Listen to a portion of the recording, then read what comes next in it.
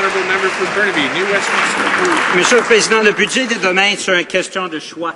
Et le gouvernement doit choisir autre chose que d'abandonner les travailleurs canadiens. Ce gouvernement s'est déjà vanté d'avoir tous les outils pour protéger les 2600 travailleurs d'AVEOS et faire en sorte qu'ils ne perdent pas leur gagne-pain. Quand est-ce qu'ils vont utiliser ces outils? Quand est-ce que ce gouvernement va prendre les mesures pour protéger l'industrie aéronautique du Canada? Qu'est-ce qu'ils vont faire leur job pour que les travailleurs d'AVEOS puissent garder le leur? Bravo! Honourable ministre des Transports. Merci, Monsieur le Président. Bien sûr, nous reconnaissons l'importance des pertes d'emploi et ce que ça a sur les familles des gens qui ont perdu leur emploi. Mais je tiens à rappeler à mon confrère que notre gouvernement a investi strictement dans la région de Montréal plus de 600 millions de dollars depuis que nous sommes au gouvernement pour supporter l'industrie aérospatiale, Monsieur le Président. Et plus souvent qu'autrement, le NPD a voté contre ça, Monsieur le Président. The honourable member for Burnaby, New Westminster. Et regardons les faits. 130 emplois perdus à AstraZeneca. 500 emplois à EMD, 500 emplois à Transcontinental, 700 emplois à Mabé et bien sûr 2600 travailleurs d'AVEOS et j'en passe. 15% de chômage chez les jeunes, 400 000 emplois perdus dans le secteur manufacturier. Qu'est-ce que le ministre a à dire à ces familles qui payent les prix des mauvais choix de ce gouvernement? Pourquoi ne pas mettre l'emploi et les services publics d'abord dans le budget de demain? Honourable ministre d'État de Finances.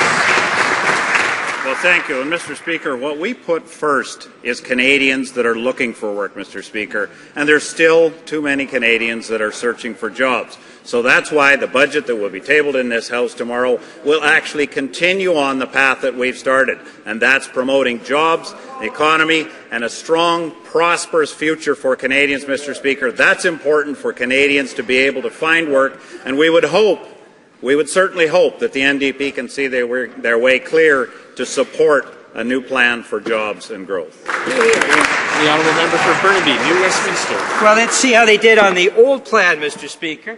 The IMF says in 2011, Canada finished 130th in economic growth worldwide. In 2012, the figures are even worse, 152nd, according to projections for the IMF. 688,000, almost 700,000 more Canadians are worse off under this government. They're unemployed, they've given up searching for work, or they're in part-time jobs and looking for full-time.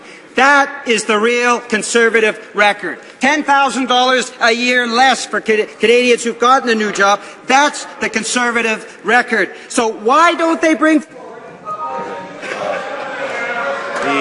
Honourable Minister of State for Finance.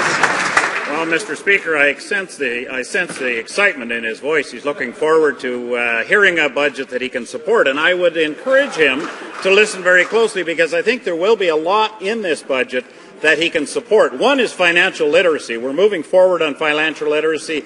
That honourable member obviously could use a few lessons because he's comparing developing countries to those that are developed, and I would encourage him to go back to the school books and figure out the massive difference, Mr. Speaker. We would be looking for support, and so would Canadians, for a jobs and growth and prosperity budget. The honourable member for Burnaby, New Westminster. Well, what so many Canadian families are looking for is job literacy from this government because their record has been so poor. And the latest, those who have been sacrificed are the AVEOS workers. Now, last year, the former Minister of Transport told this House that there will be no job losses with Air Canada. They're going to maintain their overhaul centres. It has to do so by legislation. So why is this government breaking their promise to 2,600 Canadian families? Why don't they act to save those jobs? Why don't they stand up for Canadian workers and do their jobs so that AVEOS workers can go back to doing theirs?